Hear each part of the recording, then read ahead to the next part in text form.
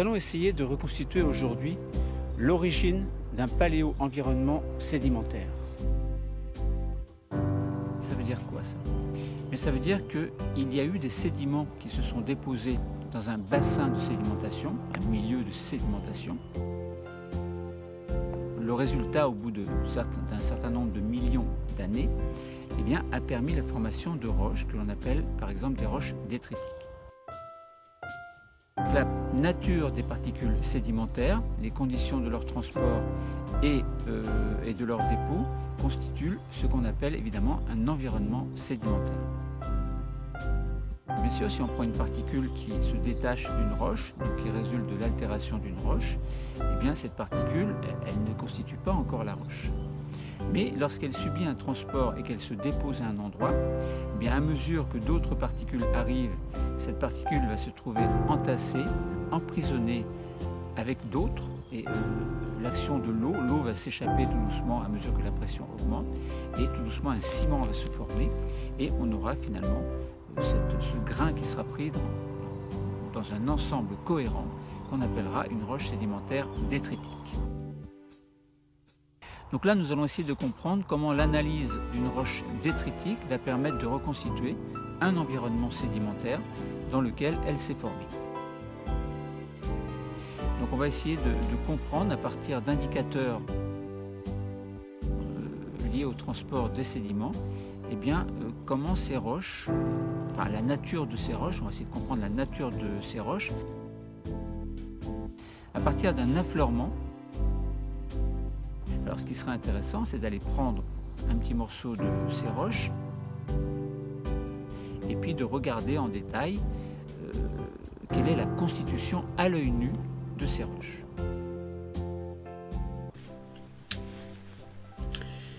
Reconstitution d'un paléo-environnement sédimentaire. Un affleurement dans le Briançonnais pour comprendre l'histoire de deux roches. Comment l'analyse de roches détritiques permet-elle de tracer l'histoire d'un environnement sédimentaire? Nous voyons sur un affleurement deux roches. Une roche numéro 1, une roche numéro 2. Donc déjà, nous allons essayer de déterminer le nom de la roche. Nous allons essayer de voir à travers sa composition si on peut retracer l'histoire de ce paléo-environnement. Nous savons qu'il existe une diversité de roches sédimentaires qui est très importante et on parle quelquefois de roches sédimentaires détritiques. Alors on peut prendre l'exemple des conglomérats, des grès, des pélites que nous avons étudiés dans un cours précédent. Et nous savons que cette diversité de roches sédimentaires, eh bien, elle varie en fonction de la nature des dépôts. Donc lorsque l'on parle de dépôt, bien entendu, on parle de milieu de sédimentation. Alors on rappelle qu'un sédiment qui résulte de l'altération d'une roche, donc c'est une petite particule par exemple, mais ça peut être un ion aussi, ça peut être une molécule très petite, ou un ion sous forme ionique souvent qui va dans l'eau, par exemple Na+, etc. Eh bien, ces particules qui proviennent de l'altération d'une roche, par exemple, s'appellent des sédiments. Et ces sédiments peuvent être transportés plus ou moins loin, selon la force qui lui permet, par exemple, si c'est un grain de sable, ça peut être du vent.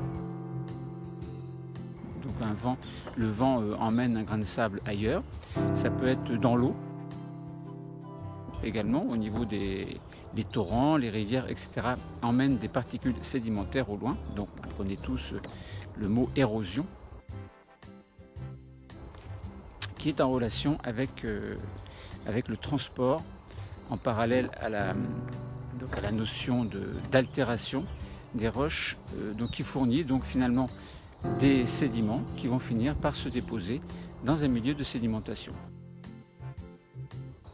Alors ce milieu, bien sûr, il est plus ou moins loin par rapport au lieu d'altération. Si on prend par exemple des roches granitiques qui sont dans les hautes montagnes, quelquefois on va retrouver très souvent les sédiments bien loin et souvent au niveau de l'océan, des océans.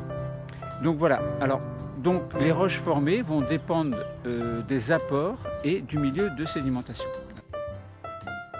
Alors apport bien entendu de sédiments, de particules de taille plus ou moins importante. Voilà, donc on va essayer de reconstituer, on prend un exemple d'environnement qui est un paléo-environnement, c'est-à-dire un environnement qui s'est formé il y a des millions d'années.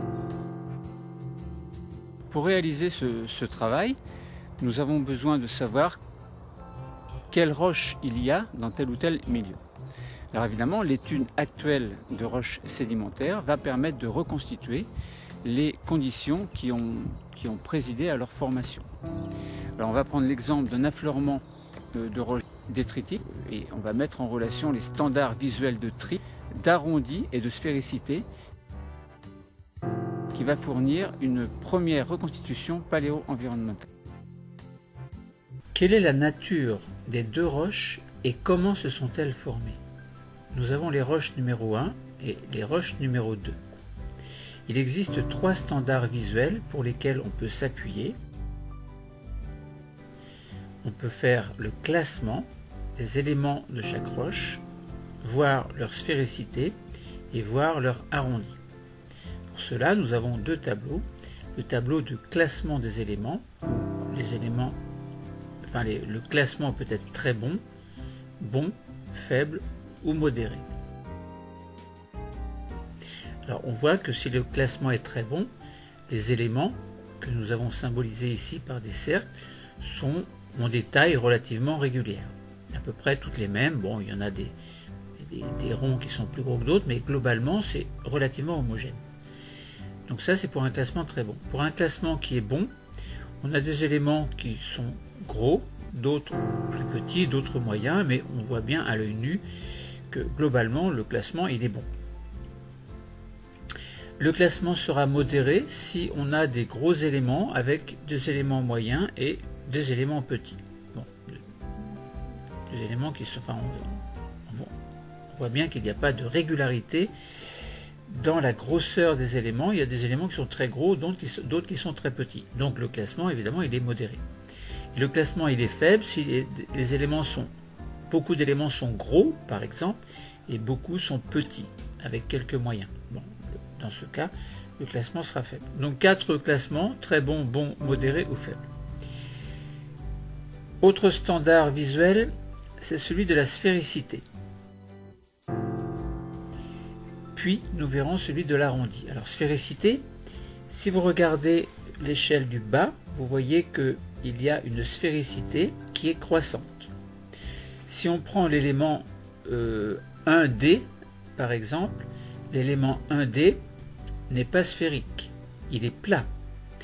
Et 1C est aplati, 1B plutôt est subsphérique et 1A est sphérique. Ça veut dire que la sphéricité elle est pratiquement parfaite.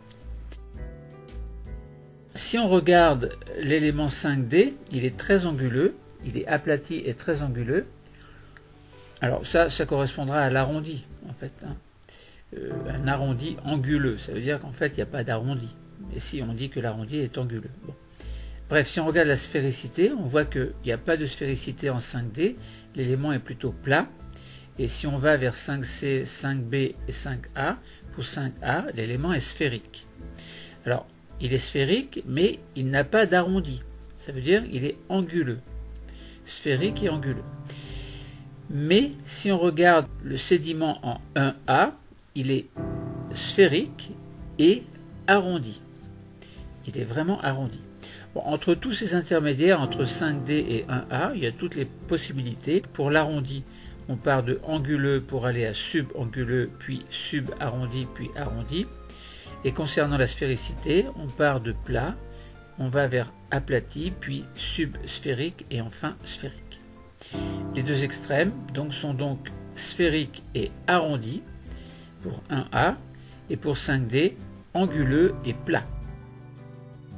Et ensuite, il faudra s'attarder, bien entendu, sur le principe qu'on appelle le principe de l'actualisme, qui précise globalement que les phénomènes qui se passent actuellement, d'une certaine façon, eh bien, il y a une très forte probabilité que dans le passé, ça se soit fait de la même façon.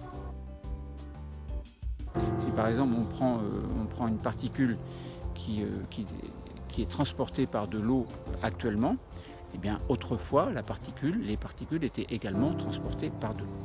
Bon, là on prend un exemple très simple, mais il y a des exemples plus compliqués qui permettent de se poser un vrai problème, et pour résoudre ce problème on fait appel au principe de l'actualisme. Donc on va montrer des exemples de figures sédimentaires qui seront comparables à des paysages récents, donc des paysages anciens, que l'on va pouvoir trouver au niveau d'affleurement, par exemple, et vous allez vous apercevoir que ces paysages récents, grâce au principe de l'actualisme, eh bien, peuvent être reconstitués. Donc on va pouvoir déduire dans quel environnement de sédimentation se sont constitués donc ces milieux de sédimentation, ces sédiments, ces roches détritiques. La roche numéro 1, nous allons voir que c'est un conglomérat grâce au standard visuel à l'œil nu. La granulométrie, les éléments ont des tailles supérieures à 2 mm, on voit bien dans l'échelle montrant la roche que l'on regarde à l'œil nu, et on voit bien que les éléments ont des tailles supérieures, même très supérieures à 2 mm. Bon. C'est un conglomérat. Pourquoi conglomérat? Parce qu'il y a beaucoup d'éléments qui sont noyés dans un ciment. Donc on peut se permettre de dire que c'est un conglomérat. Maintenant les minéraux, si on regarde, si on s'y connaît un petit peu, on voit qu'il y a des minéraux relativement translucides et des minéraux qui sont plutôt blancs. Donc les translucides c'est du quartz et les blancs c'est plutôt des feldspaths. Alors feldspaths de type plagioclase, s'ils sont blancs. S'il y avait des roses, ce serait orthoclase, des feldspaths de type orthoclase. Donc là ce sont des blancs. Le classement il est modéré et les tailles sont variables. La sphéricité elle est donc les éléments sont subsphériques et les formes sont à peine allongées. Et quant à l'arrondi, il est subanguleux pour la majorité des éléments, donc peu d'arrondi, peu anguleux, donc c'est un petit peu entre les deux. Donc là, la roche, on peut se permettre de dire que c'est un conglomérat. Autrement dit, quand on avait vu sur l'affleurement la roche numéro 1, nous savons maintenant que c'est plus un mystère, la roche est un conglomérat. Et ce conglomérat repose sur...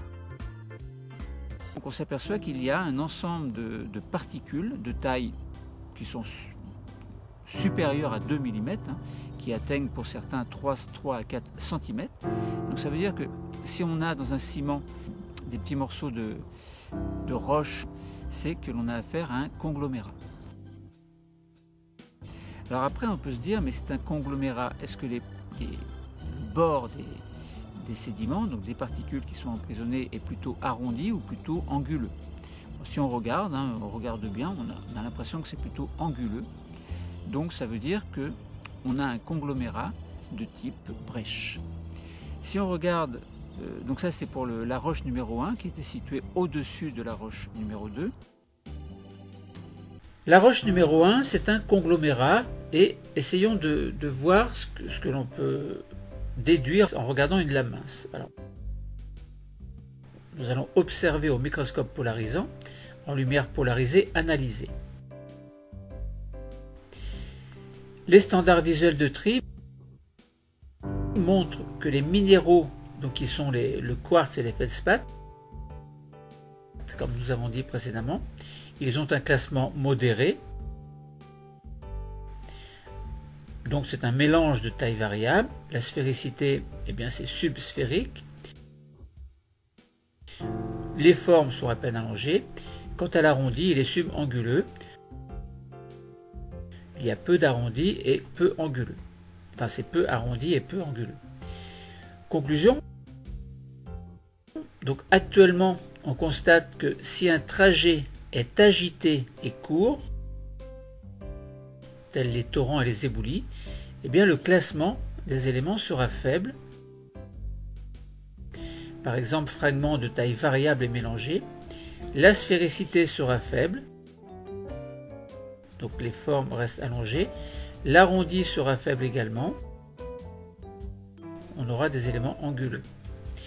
Alors, vu les observations macroscopiques précédente et microscopique actuelle, eh bien, et vu le principe de l'actualisme qui dit que ce qui s'est passé autrefois peut se passer actuellement, donc là si on parle de processus qui ont eu lieu dans le passé, eh bien les processus se déroulent de la même façon. Donc en utilisant ce principe de l'actualisme, on peut déduire que les processus qui sont à l'origine de la roche numéro 1 ont été les mêmes que les processus actuels. On en déduit que le trajet des éléments constituant la roche numéro 1 a été court avec un courant agité. Une roche numéro 1, qui est une roche sédimentaire détritique, dont les éléments figurés, si vous regardez bien, ont une taille supérieure à 2 mm. Alors d'après l'échelle qui est fournie, évidemment.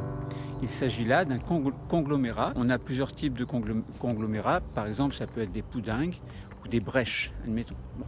Poudingue, c'est lorsque des éléments de taille supérieure à 2 mm, par exemple, eh bien, sont reliés, donc des roches qui sont plus ou moins polies, enfin des petits morceaux de roches qui sont plus ou moins polis, sont reliés entre eux par un ciment.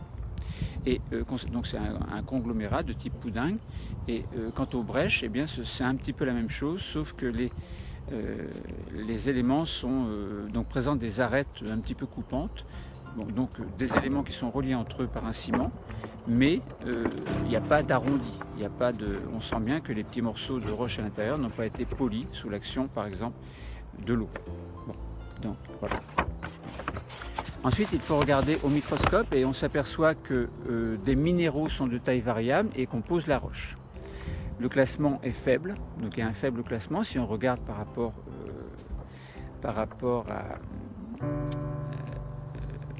au document qui permet de dire bon, est-ce que les minéraux de taille variable sont rangés ou pas rangés, est-ce que le classement est important ou est-ce qu'au contraire les éléments sont mis n'importe comment.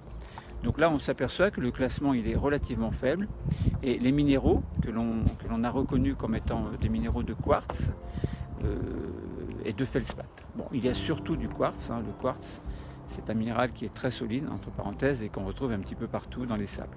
Ces minéraux de taille très variable qui composent la roche donc ont un classement qui est très faible.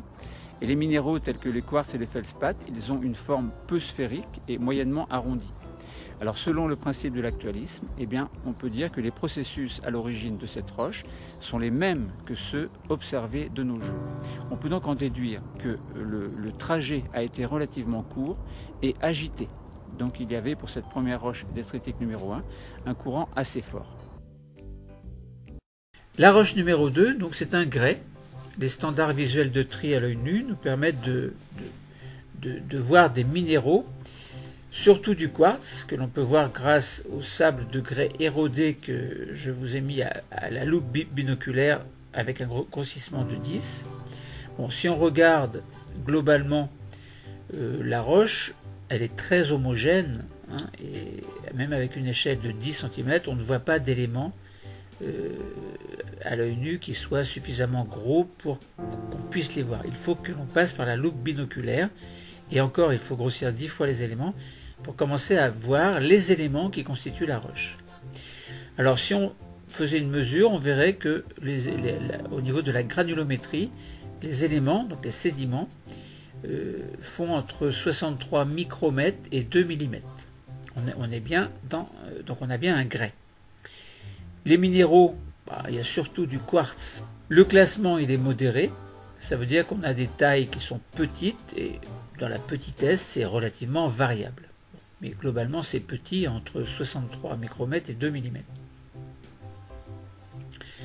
La sphéricité, on est encore dans le subsphérique, les formes sont peu allongées, et correspondant à l'arrondi, on est dans le subarrondi encore, donc les éléments sont assez arrondis. On s'aperçoit que cette roche elle est très régulière, enfin qu'il y a un aspect comme s'il y avait des couches très sombres, et on a vu que sur une échelle, on voit que sur une échelle de 10 cm, il n'y a absolument pas de particules à l'intérieur, de particules que l'on voit à l'œil nu. On a l'impression que la structure est complètement homogène, comme si des milliards et des milliards de petites particules sableuses étaient reliées entre elles par un espèce de ciment absolument invisible à l'œil nu. Alors, bien sûr, si on s'approche, on voit un petit peu, on peut voir quelques grains, enfin les grains qui sont reliés par quelque chose, mais il faut vraiment regarder attentivement et à la limite avec une loupe. Alors, donc là, échantillon numéro 2, on voit bien qu'il y a eu sans doute un dépôt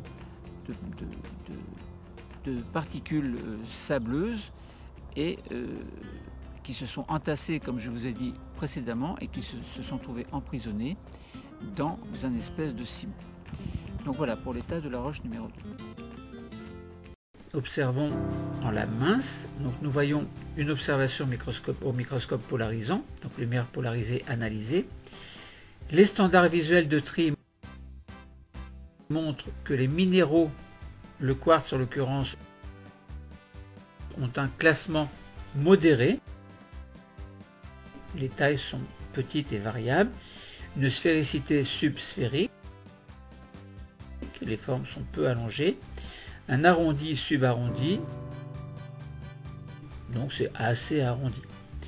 Conclusion. Actuellement, on constate que si un trajet est long, le classement des éléments sera bon.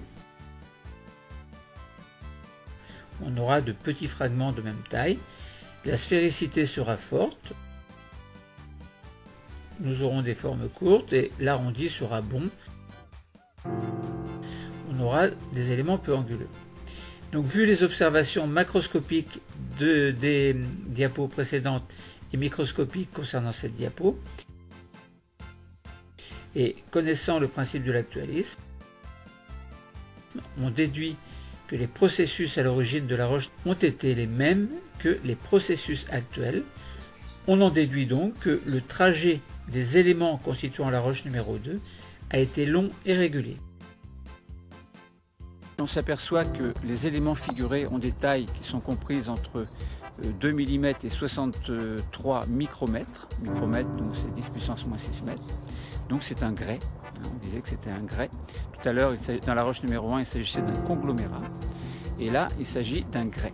Alors un grès, on avait vu que c'est du sable. Et les éléments, donc ces sables, enfin les éléments qui constituent le sable sont reliés par un ciment. Alors si on regarde bien au microscope, on s'aperçoit que les minéraux sont de taille homogène. Le classement est donc très bon. Et les minéraux, évidemment, qui sont le quartz essentiellement, ont une forme qui est relativement sphérique et bien arrondie, dans notre exemple en tout cas. On peut déduire, en utilisant bien entendu le principe de l'actualisme, que le trajet a été relativement long, voire un petit peu régulier.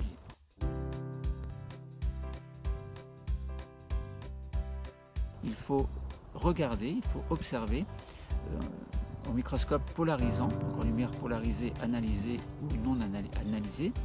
Donc il faut regarder une lame mince de cette roche dans lesquelles, puisqu'on parle des roches 1 et 2, donc on peut voir donc des minéraux. Bon, c'est coloré parce que la lumière polarisée et analysée permet de voir des colorations. Alors là, on voit quoi? On voit plein de particules pour la roche numéro 1.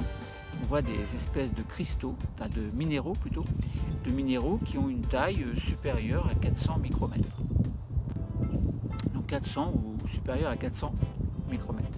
Et si on compare avec la roche numéro 2, donc au microscope polarisant également, on s'aperçoit qu'il y a des minéraux qui sont beaucoup plus petits et dont la taille est inférieure à 400 micromètres. Donc on voit bien qu'on n'a pas les mêmes constituants microscopiques. Voilà, alors on peut se poser la question, voilà, quelle est la différence entre ces deux? Alors on reconnaît, il faut s'y connaître un petit peu, mais on reconnaît donc on voit qu'il y a des feldspaths et beaucoup de minéraux de quartz. Alors donc ça veut dire que dans la roche numéro 1, c'est plutôt... si on commence par la roche numéro 2 qui s'est formée avant la roche numéro 1, on s'aperçoit qu'il y a eu un milieu de sédimentation qui a fait que des grains de sable se sont trouvés emprisonnés dans un ciment pour former un grès. Alors que dans la roche numéro 2, qui s'est formée après évidemment, puisque là on parle du principe de superposition, la roche numéro 2 qui est sous la roche numéro 1 s'est formée avant la roche numéro 1, qui elle s'est formée après la roche numéro 2. Donc la roche numéro 1, elle qui présente donc des espèces de sédiments, enfin des particules sédimentaires quand on regarde à l'œil nu, relativement importants, donc supérieurs à 3 cm, et quand on regarde au microscope polarisant, eh bien, on s'aperçoit que les grains sont plus gros, enfin que les minéraux sont plus gros que dans le cas de la roche numéro 2. Donc ça veut dire que la roche numéro 1 s'est formée, enfin les conditions de formation de la roche numéro 1 n'étaient pas les mêmes, n'étaient pas la même que la condition de formation de la roche numéro 2. Alors on a un standard visuel de tri qui permet de montrer que, qui permet de classer en fait les particules. Et donc ce standard visuel de tri nous montre que ce classement peut être très bon.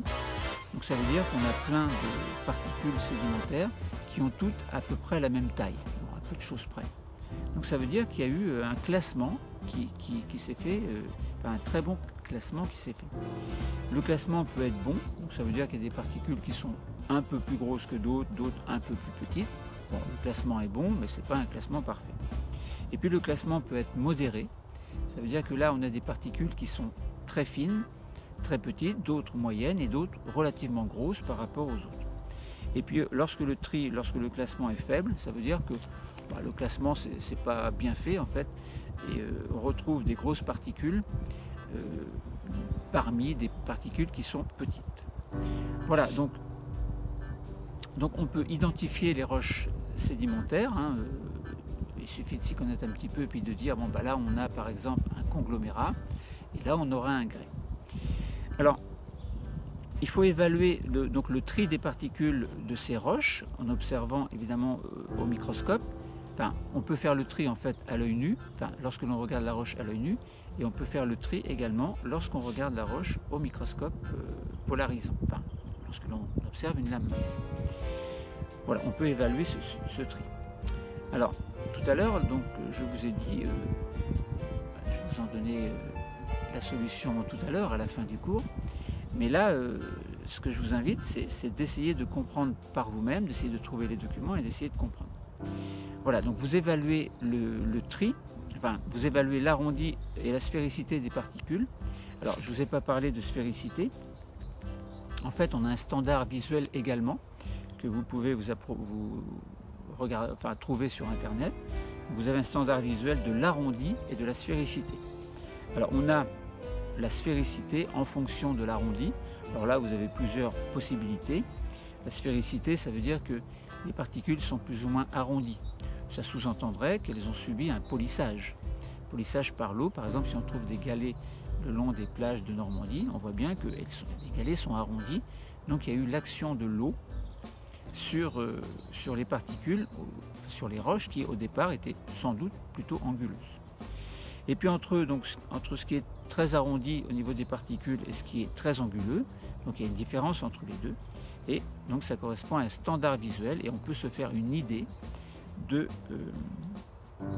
la nature des sédiments et puis nous aider à comprendre en fait en observant les sédiments, est-ce qu'ils sont plutôt sphériques ou plutôt arrondis. Et en parallèle on a donc la grosseur des particules. On peut avoir des particules, donc des rangées de particules qui sont très grosses, relativement grosses, par exemple 3 cm, mettons. Donc on peut avoir des particules de 3 cm arrondies ou 3 cm anguleuses. Bon. Et on a des particules plus petites également qui peuvent être évaluées de la même façon. Alors, donc les débris qui sont contenus dans les roches sédimentaires vont renseigner sur les conditions de transport de ces particules, de ces débris sédimentaires en fait. Et des observations actuelles, vont nous renseigner sur au moins deux choses. Alors d'abord, plus le trajet est long, par exemple qui correspond à un trajet dans une rivière ou un fleuve, plus les sédiments sont de petite taille et bien triés. Donc ça c'est important, c'est un critère très important. Et on voit bien quand on avait l'échantillon de la roche numéro 2 que apparemment ce serait le cas. Alors que la roche numéro 1, elle qui présentait des particules très hétérogènes, de grosseur hétérogène, on voit bien que le milieu de sédimentation n'était pas le même. Donc plus un trajet est long, rivière et fleuve, et plus les sédiments sont de petite taille et bien triés. Ensuite, les chocs répétés peuvent émousser les angles et arrondir leur forme, évidemment. Que si on a un transport, par exemple dans une rivière ou un fleuve ou un torrent, bah, c'est sûr que les particules vont subir vont s'arrondir, entre guillemets, ça veut dire qu'elles vont être polies, entre guillemets. Et ensuite, deuxième chose, renseignement par rapport au principe de l'actualisme, eh bien, à l'inverse, un trajet très agité, par exemple, c'est le cas des éboulis, des torrents. Donc quand on a un éboulis dans une chaîne de montagne, quand on a un torrent qui est quelquefois très violent, parce que quand un torrent, surtout en période d'inondation, etc., d'intempéries, eh bien, les torrents peuvent être très violents et donc l'action sur les roches va être très importante.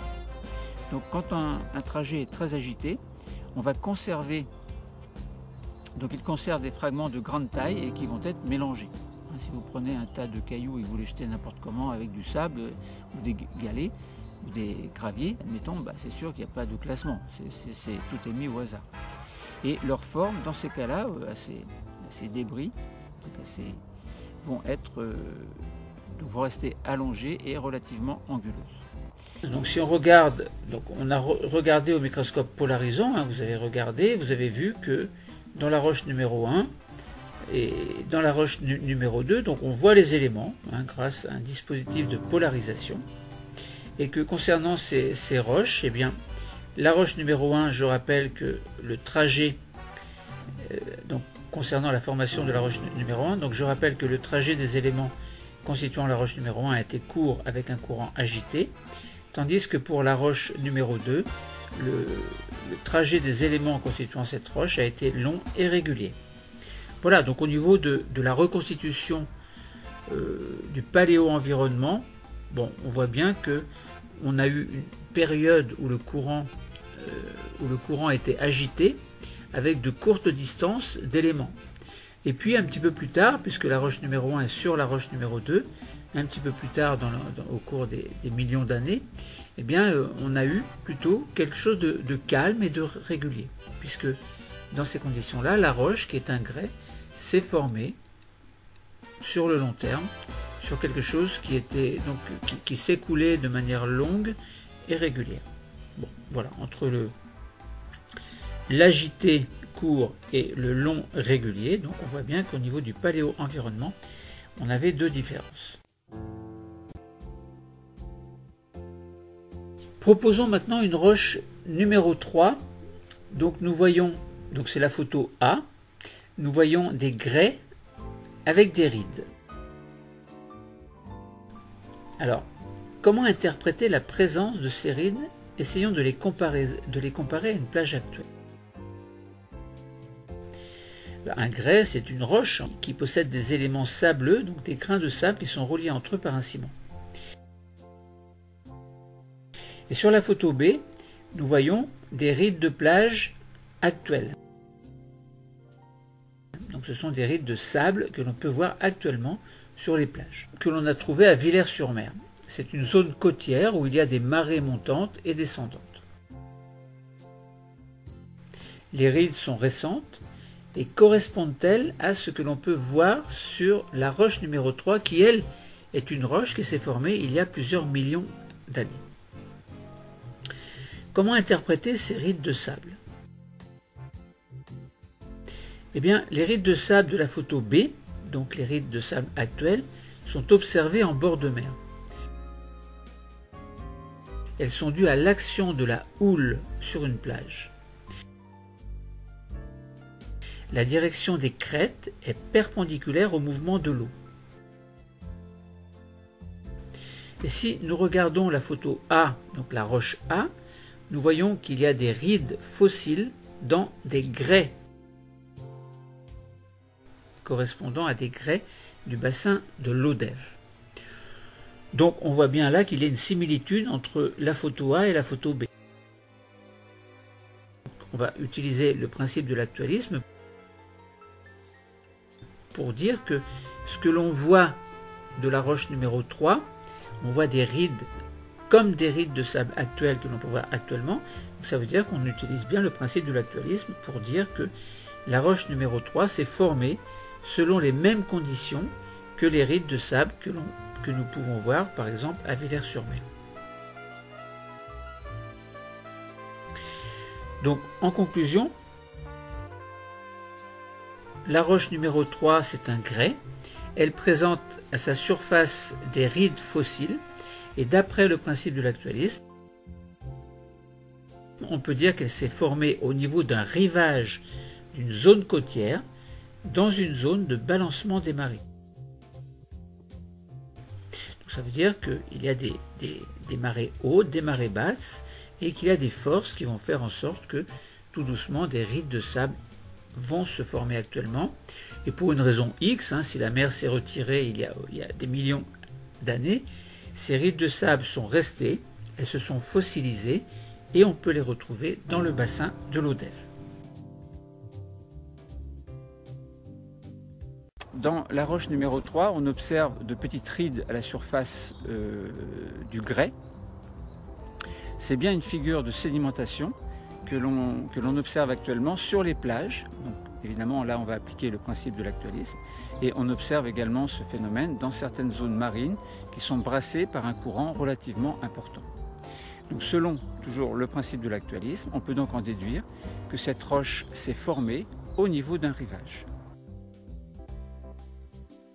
Donc, vous voyez que déjà les roches 1, 2, 3 ont des origines différentes. La roche détritique numéro 1 qui était un conglomérat. La roche numéro 2 donc, qui était un grès. Et la roche numéro 3 qui était un grès également, dont la formation montre qu'il y avait un rivage. Donc ce grès s'est formé au niveau d'un rivage. Alors que le grès précédent, c'était notamment au cours d'un trajet qui avait été relativement long et régulier. Proposons maintenant une roche numéro 4. Observons une roche numéro 4 dans un affleurement. Donc il s'agit d'un grès de la vallée de Sheba en Afrique du Sud, un grès qui date de 3220 millions d'années. Nous observons des figures de stratification entrecroisées qui ressemblent un petit peu à des arêtes de poissons. Comment les interpréter? Nous allons essayer de les comparer à un dépôt grand A que l'on verra dans la diapositive suivante. Mais là, regardons un petit peu cette roche numéro 4 et nous voyons des espèces de traits qui peuvent ressembler à des arêtes de poissons. Nous allons comparer par rapport à un dépôt A, qui est un échantillon sédimentaire qui a été prélevé dans une boîte de Reinec et qui a été séché. Il s'agit d'un prélèvement issu d'une zone côtière où il y a des marées montantes et descendantes. Le dépôt A est récent, relativement récent en tout cas, tandis que la roche A est très ancienne puisqu'elle date de 3220 millions d'années. Si nous regardons donc ce dépôt A actuel et cette roche numéro 4, qui est un grès également, nous voyons qu'il y a des similitudes dans l'apparition de ce que l'on appelle des arêtes de poissons. Bon. Essayons de comprendre un petit peu plus. Concernant le dépôt A, essayons de décortiquer un petit peu les choses pour mieux comprendre comment se sont formées ces, entre guillemets, arêtes de poissons. Donc ce sont des figures entrecroisées. On a l'impression qu'il y a eu des espèces de mélanges, on ne sait pas trop, mais l'interprétation va nous permettre de comprendre. Donc le dépôt A, c'est un échantillon sédimentaire qui a été prélevé dans une boîte de Reinec et séché, comme nous avons dit précédemment. Ce prélèvement est issu d'une zone côtière où il y a des marées montantes et descendantes. Le dépôt A est récent, relativement récent en tout cas, et ça nous permettra de raisonner tout à l'heure pour la roche numéro 4 grâce au principe de l'actualisme. Donc le principe de l'actualisme, là, il se passe quoi actuellement? eh bien, le dépôt A est récent. Nous allons mieux comprendre en interprétant les figures de stratification entrecroisées, donc arête de poisson, du dépôt A. Donc si vous regardez, donc vous voyez sur le document donc des espèces de lignes qui ont été retracées en vert, en jaune, en bleu, en rouge et en noir. Donc c'est bien le dépôt A qui est issu de la boîte de Reinecq. Ce dépôt a été séché. Schéma interprétatif, qu'est-ce qu'on peut en déduire? Sur le schéma interprétatif numéro 1, nous voyons qu'il y a eu un dépôt, donc il y avait une mer calme, et il y avait un dépôt numéro 1 que l'on a mis en vert, mais qui symbolise le dépôt des couches sédimentaires. Dans le schéma interprétatif numéro 2, nous voyons que la mer a monté, et il y a eu un dépôt numéro 2, jaune, sur le dépôt vert. Ensuite, il y a eu, dans la photo 3, une érosion correspondant, une érosion sur le jaune, donc sur les sédiments qui sont en jaune. Donc il y a eu en quelque sorte une espèce de décapage, puis la mer est revenue, la mer est redescendue, et il y a eu un dépôt sédimentaire bleu sur le jaune. À nouveau, dans la diapo numéro 5, il y a eu une érosion, une espèce d'érosion sur le court terme, évidemment. Donc il y a eu une érosion, et puis on voit bien que l'érosion affecte la partie bleue, donc les sédiments bleus qui sont posés lorsque la mer redescendait, et les sédiments jaunes qui, eux, se sont formés lorsque la mer montait. Et puis, il y a eu à nouveau une montée de la mer, donc il y a eu un dépôt numéro 6 que l'on a représenté en rouge, et ce dépôt numéro 6 vient sur les dépôts jaunes et bleus qui ont été précédemment érodés dans le schéma numéro 5. Puis à nouveau, il y a une érosion. L'érosion, la marée monte, donc la mer monte et va éroder en fait l'ensemble pour X raisons. Bon, il n'y a pas forcément que la mer, là on schématise. Donc il y a une érosion qui se fait sur le bleu et sur le rouge, et ensuite la mer revient, elle redescend, et elle va faire à nouveau un dépôt sédimentaire, donc que l'on a symbolisé par des petits traits noirs sur le schéma numéro 8. Et puis voilà, le processus se poursuit, et là on voit bien sur le dépôt A, que suite à l'interprétation, on comprend bien qu'il y a eu des mouvements de montée de la mer, d'érosion, puis de redescente de la mer.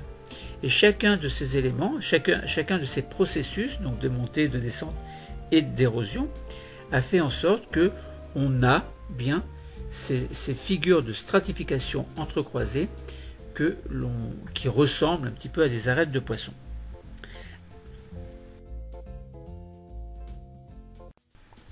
Donc maintenant nous pouvons interpréter ce que nous voyons sur la photographie, enfin sur la roche numéro 4. Donc l'interprétation, nous allons essayer de la faire au vu de l'interprétation de ce que l'on a fait sur le document A, c'est-à-dire sur les dépôts sédimentaires dus à des montées et descentes et érosions dues à la mer. Donc la roche numéro 4, c'est un grès de la vallée de Sheba en Afrique du Sud. On a dit elle a 3220 millions d'années. Application du principe de l'actualisme sur la roche numéro 4. Eh bien, en comparant avec le dépôt A interprété dans la diapo précédente, les dépôts 1, 3 et 5 que vous voyez sur l'affleurement se seraient faits à marée descendante. Donc si vous regardez bien 1, 3 et 5, à marée descendante, donc ce sont les traits qui sont parallèles, mais qui montrent bien qu'il y a eu un dépôt sédimentaire. Tandis que les dépôts 2 et 4 se seraient faits à marée montante. Donc, tout à l'heure, marée descendante, et pour les dépôts 2 et 4, marée montante, ce qui donnerait des figures de stratification entrecroisées qui ressemblent, donc qui ont des formes d'arêtes de poisson. Donc, si vous regardez 1, 3, 5, la mer descend, mais avant de descendre, elle a monté. Et si vous regardez les documents 2 et 3, eh bien, ça correspond à une montée de la mer, un dépôt sédimentaire. Alors, c'est simplifié parce que ça ne se fait pas forcément en 30 secondes. on pourrait faire d'autres hypothèses. Hein. Bon, mais moi j'ai choisi cette hypothèse-là qui permet de bien comprendre que lorsque la mer monte, elle dépose des sédiments. Ensuite, il y a une espèce d'érosion qui peut se faire que je n'ai pas représentée ici. Et ensuite, lorsque la mer redescend, eh bien, il y a une espèce, il y a un dépôt également de sédiments. Donc, les lignes montrent la direction et le sens, en quelque sorte, donc correspondant à des dépôts sédimentaires lors de la montée, soit à des dépôts sédimentaires lors de la descente. Voilà. Donc là, nous avons compris que, en conclusion, on peut dire que d'après le principe de l'actualisme, la roche numéro 4 s'est formée dans une zone côtière de balancement des marées. Donc, comme ce que nous avons vu pour les dépôts numéro 1 qui se fait actuellement. Une roche numéro 4, c'est encore un grès qui va présenter des figures entrecroisées qui vont ressembler à celles des sédiments qui sont prélevés en milieu côtier et qui présentent des caractéristiques qui sont telles qu'on voit bien que ce sont des marées montantes et descendantes qui ont édifié les structures. Alors selon le principe de l'actualisme, on peut donc en déduire que cette roche s'est formée dans une zone côtière de balancement des marées.